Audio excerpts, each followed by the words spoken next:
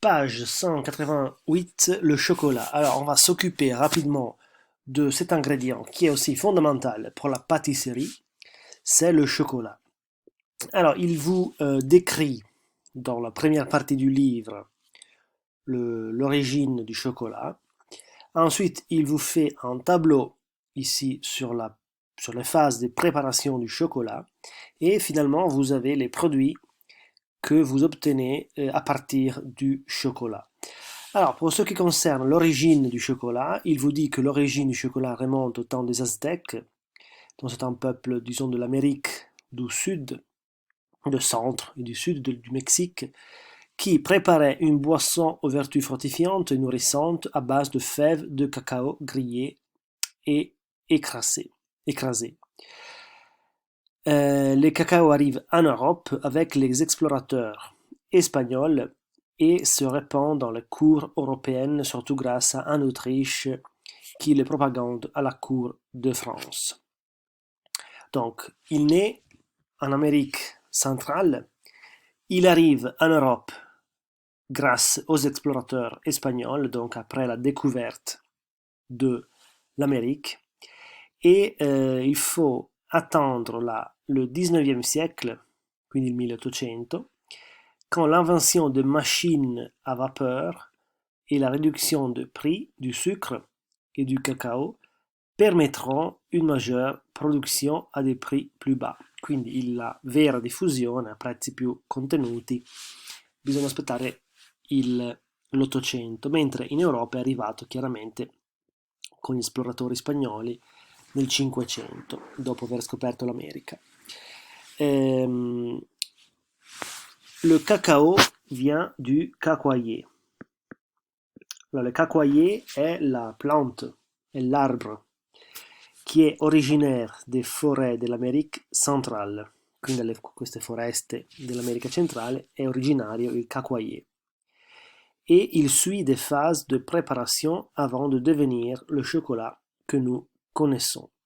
Les graines du cacao se trouvent dans un fruit appelé cabosse. Allora, io qui vi ho preso delle foto di queste cabosse, no? Vedete sono questo albero che produce queste noci molto grandi che vanno poi aperte, lo vedete qui in questa foto a sinistra, e dentro queste, queste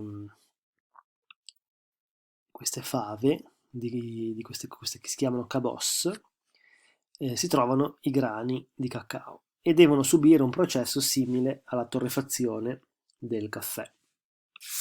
Donc voilà, disons, pour préparer le chocolat, il faut donc au début faire les cabossages, donc la ouverture des cabosses pour en extraire le graines. Graines sono i grani che poi vengono dove c'è il vero e proprio cacao. Il faut les sécher et commencer la torréfaction, donc séchage e torréfaction, quindi vengono seccate e poi c'è la torrefazione, quindi pour 1 heure entre 120 et 140 degrés. Et finalement, après, il y a le broyage et pressage. Les produits que nous obtenons à partir du chocolat, du cacao, ont différentes formes. Vous pouvez avoir les tablettes de chocolat noir au lait ou chocolat blanc. Les bonbons au chocolat, qui peuvent être des productions artisanales ou industrielles.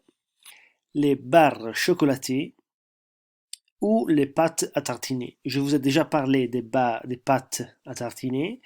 Il s'agit de pâtes obtenues par le mélange de pâtes de cacao, de noisettes ou d'huile de noisette, de sucre, de poudre de cacao et de matière graisse. Par exemple, la Nutella est une pâte à tartiner italienne qui est très connue.